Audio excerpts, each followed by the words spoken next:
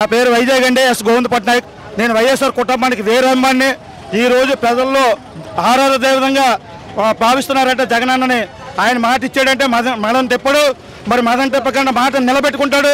ఇవాళ నవరత్నాలు పథకాల ద్వారా పేదలకి ఆదుకుంటూ మరి కష్టకాలంలో కరోనా టైంలో కూడా భారతదేశం చరిత్ర అంతా కూడా మన ఆంధ్రప్రదేశ్ చూసే విధంగా ఆయన పరిపాలన చేశారు.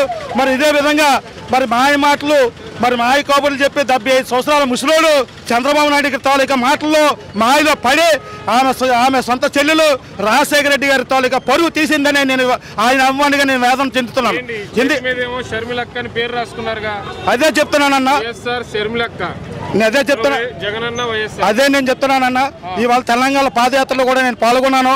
ఒక ఆమె అసిస్టెంట్ ప్రొఫెసర్, ఆమె జాబ్ కూడా ఇచ్చుకున్న సచివేతమ్మ ఉస్మానియా యూనివర్సిటీలో ఆమె పాదయాత్రలో పార్టీ ఆఫీస్ పెట్టి మరి అనేక జనబలాన్ని చూపించి ఆమె ఉద్యోగాన్ని రిజైన్ ఇచ్చి కోట్ల రూపాయలు ఖర్చు పెడితే ఆమెకు కూడా పిలిచి కనీసం చెప్పకుండా తెలంగాణలో పార్టీ ఎట్టేసి కాంగ్రెస్లో కలిసింది. పోనీ కలిసావమ్మా, కాంగ్రెస్లో బాగానే ఉంది, పోనీ నీ సోయ ప్రయోజనాలు నీ సో రాష్ట్రం అక్కడే తెలంగాణలో, పోనీ అక్కడ ఏడిస్తే బాగుండు.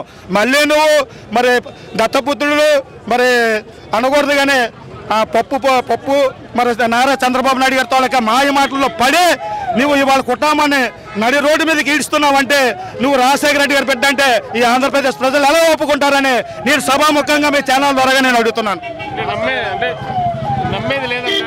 ఇంకా నమ్మేది లేదండి, ఎందుకంటే తెలంగాణ కాదండి. ఆమె వారసురాలు అయితే కాదు, మరుసపల్లి పెద్ద రంజిల్ భార్య. ఆమె వైఎస్ కుటుంబం పేరు చెప్పుకోవడానికి అర్హత లేదు. తెలంగాణలో ఆమె అర్జున్ రెడ్డి గారిని మోసం చేసింది, పిట్ట రామారెడ్డి గారిని మోసం చేసింది, నేలో రమేష్ గారిని మోసం చేసింది.